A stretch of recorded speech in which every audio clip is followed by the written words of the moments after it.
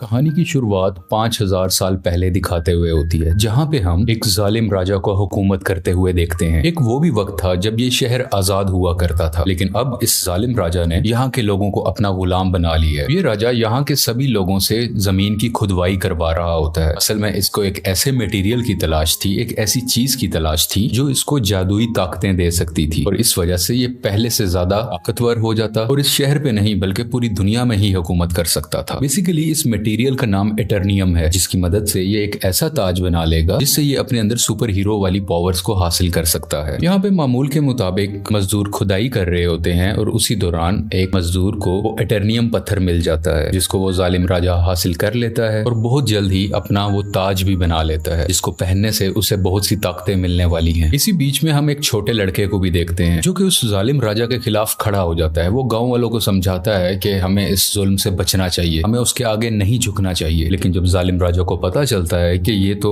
मेरे खिलाफ खड़ा हो रहा है, तो वो उसे मारने का हुक्म दे देता है। और जैसे ही उसको मारा जा रहा होता है तो वो लड़का एकदम से गायब हो जाता है और एक ऐसी जगह पे आ जाता है जहाँ पे बहुत से देवता बैठे हुए थे। ये 6 गॉड्स या देवता इस बच्चे को कहते हैं कि तुमने हिम्मत की, हमें बहुत अच्छा लगा, इसलिए हम तुम्हें एक ऐसी पावर देने जा रहे हैं जिससे तुम एक लफ्ज शज़ाम बोलोगे तो तुम्हारे अंदर हम सब की पावर्स आ जाएंगी और तुम इतने ताकतवर बन जाओगे कि तुम आराम से उस जालिम राजा को हरा सकते हो। ये छोटा लड़का करता भी ऐसे है, वो शज़ाम बोलता है और बहुत ज्यादा पावरफुल बन जाता है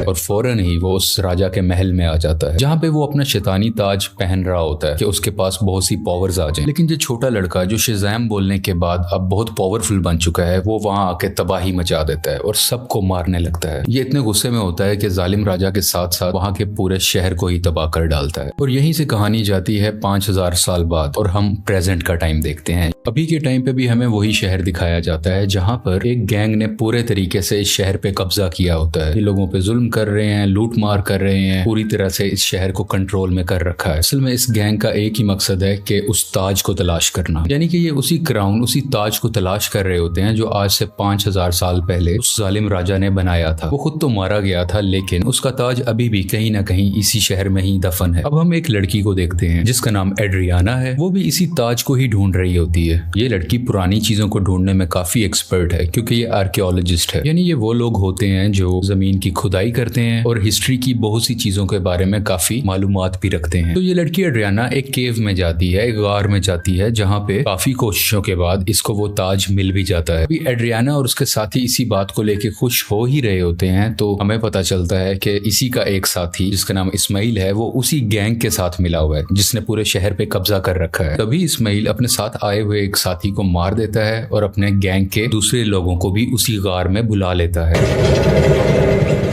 अब लोग इसकी तरफ गन पॉइंट करते हैं और उसे कहते हैं कि एड्रियाना, हमें तुम वो ताज दे दो। तभी ये लड़की नीचे देखती है और वहां पे कुछ वर्ड्स लिखे होते हैं। जब ये उसे पढ़ती है तो इसके मुंह से निकल जाता है शज़ाम। ये लफ्ज बोलते ही वहां पे ब्लैक एडम आ जाता है और वहां पे आए हुए सब गुंडों को मारने लगता है। इतना मारता है कि वहां पे कोई भी नहीं बच पाता। जबकि रही बात इस्माइल की, जो गुंडों के साथ मिला हुआ था, वो वहां पे मरने का नाटक करता है, इसलिए उसकी जान यहाँ पे बच जाती है। क्योंकि एड्रियाना ने ब्लैक एडम को जिंदा किया होता है, दोबारा से जगाया होता है, तो वो उसको कुछ भी नहीं कहता। अभी ब्लैक एडम वहीं पर होता है कि गैंग के कुछ और लोग आ जाते हैं और उस पर एक स्पेशल वेपन से अटैक करते हैं। ये वेपन उसी एटर्नियम मटेरियल से बना होता है जिसकी मदद से वो ताज भी बना था। और जैसे ही ये मिसाइल ब्लैक एडम को लगता है तो उसे वाकई दर्द महसूस होती है। ब्लैक एडम उस मारने वाले गुंडे की तो जान ले लेता है, लेकिन उस रॉकेट या उस छोटे से मिसाइल के लगने की वजह से खुद भी बेहोश हो जाता है। तो हमें यहाँ पे ये पता चलता है कि एटर्नियम ऐसा मटेरियल है जो ब्लैक एडम की कमजोरी है और इसी मटेरियल से ब्लैक एडम को मारा भी जा सकता है। तो ये देखते हुए एड्रियाना काफी परेशान हो जाती है और वो ब्लैक एडम को अपने घर ले जाती है। जैसे ही ब्लैक एडम को होश आता है तो वो यहाँ पे एड्रियाना के बेटे से मिलता है। ये बच्चा ब्लैक एडम को कहता है कि आप 5000 साल से उस गार के अंदर बंद थे, अब क्योंकि हमारा शहर गुलामी बसर कर रहा है, वो गैंग हमें जीने नहीं दे रहा, तो आप हमारे लिए एक मसीहा बन के आए हो, आप ही हमारे शहर को उस गैंग से बचाओगे। ब्लैक एडम को यहाँ पे कोई फर्क नहीं पड़ता। वो कहता है कि आज से 5000 साल पहले ये मेरा शहर हुआ करता था, अब यहाँ पे सब कुछ बदल चुका है, तो इस शहर को बचाने के लिए मैं रिस्पॉन्सिबल नहीं हूँ, मुझे इस शहर और यहाँ के लोगों से कोई मतलब नहीं है। और ये बात कहते ही वो घर से बाहर आ जाता है और शहर में फिरने लगता है और शहर को देखने लगता है। इसके बाद हम एक फीमेल लीडर को देखते हैं जिसका काम इस दुनिया में आने वाले सुपर हीरो और सुपर विलन्स को रोकना होता है। दुनिया में ऐसे हालात रखने होते हैं जिसकी वजह से आम लोगों को कोई मुश्किल ना आए और हमारी जमीन को भी कोई खतरा ना हो। वो यहाँ पे एक सुपर हीरो हॉकमैन से बात कर रही होती हैं। कहती हैं कि ब्लैक एडम अब वापस आ चुका है और उसे अगर रोका ना गया वो पहले की तरह इस बार भी बहुत ज्यादा तबाही मचा सकता है, और वो अगर पागल हो गया, वो गुस्से में आ गया, तो उसको रोकना लगभग नामुमकिन है। हॉकमैन इस चीज के लिए राजी हो जाते हैं और अपनी टीम इकट्ठी करते हैं जिसमें और भी बहुत से सुपर हीरोज शामिल होते हैं और सब मिलकर ब्लैक एडम को पकड़ने के लिए निकल जाते हैं। दूसरी तरफ उस गैंग के कुछ लोग एड्रियाना के घर पहुंच जाते हैं क्योंकि उन्हें पता था वो ताज अभी भी उसी के पास है, तो वो ताज लेने ही गए थे। और जैसे ही वो लोग एड्रियाना की फैमिली पे हमला करने वाले होते हैं तो ब्लैक एडम्स वहां पे उनको बचाता है और उस गैंग के लोगों को एक बार फिर से मार डालता है।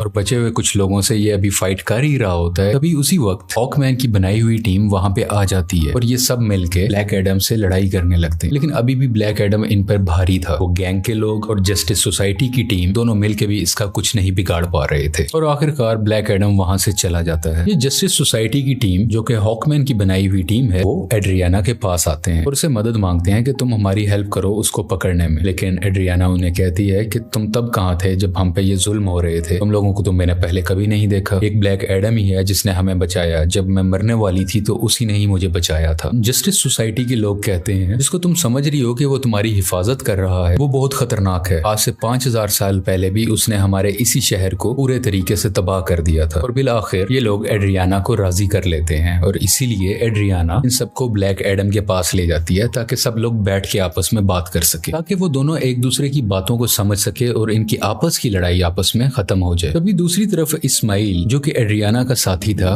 वो उसके घर में एंटर हो जाता है ताकि वो ताज वहां से ढूंढ सके और उसका इस्तेमाल अपने लिए कर सके। लेकिन जब उसे वो ताज नहीं मिलता तो वो गुस्से में एड्रियाना के बेटे को उठा के अपने साथ